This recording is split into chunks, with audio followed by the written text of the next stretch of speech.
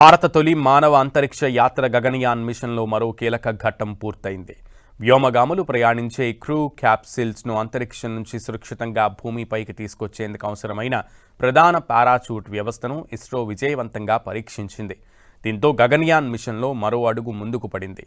మధ్యప్రదేశ్లోని షియోపూర్లో ఉన్న aerial delivery research and development establishment drop జోన్లో ఈ పరీక్ష నిర్వహించారు. దీనిని integrated main parachute air drop టెస్ట్గా ఇస్రో పేర్కొంది. అంతరిక్షం నుంచి భూ వాతావరణంలోకి ప్రవేశించిన తర్వాత క్రూ క్యాప్సిల్ వేగాన్ని తగ్గించి సముద్రంలో సురక్షితంగా దిగేలా చేయడంలో ఈ పారాచూట్లు కీలక పాత్ర పోషిస్తాయి. గగన్యాన్ క్రూ మాడ్యూల్లో మొత్తం 10 పారాచూట్లు ఉంటాయి. ఇవి 4 రకాలుగా పనిచేస్తాయి. మొదట 2 అపెక్స్ కవర్ సెపరేషన్ పారాచూట్లు రక్షణ కవర్ను తొలగిస్తాయి.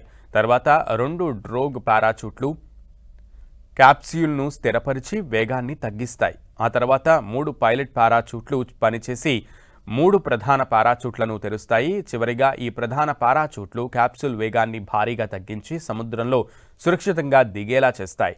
అనంతరం రికవరీ బృందాలు వ్యోమగాములను బయటకు తీసుకొస్తాయి.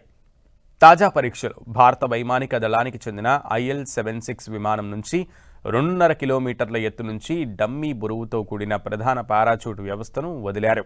ముందుగా ఎక్స్ట్రాక్టర్ పారాచూట్, ఆ తర్వాత డ్రోగ్ పారాచూట్ పనిచేశాయి. అవసరమైన పరిస్థితులు ఏర్పడిన తర్వాత ప్రధాన పారాచూట్ విజయవంతంగా తెరుచుకుని డమ్మీ బరువు వేగాన్ని సురక్షిత స్థాయికి తగ్గించింది.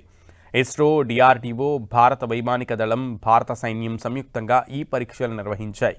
గగన్యాన్ తొలి మానవ రహిత ప్రయోగం G1 మిషన్లో ఎదురయ్యే అత్యధిక ఒత్తిడి పరిస్థితుల్లో కూడా ప్రధాన పారాచూట్ సమర్థవంతంగా పనిచేస్తుందో లేదో నిర్ధారించడమే ఈ పరీక్ష లక్ష్యమని ఇస్రో తెలిపింది.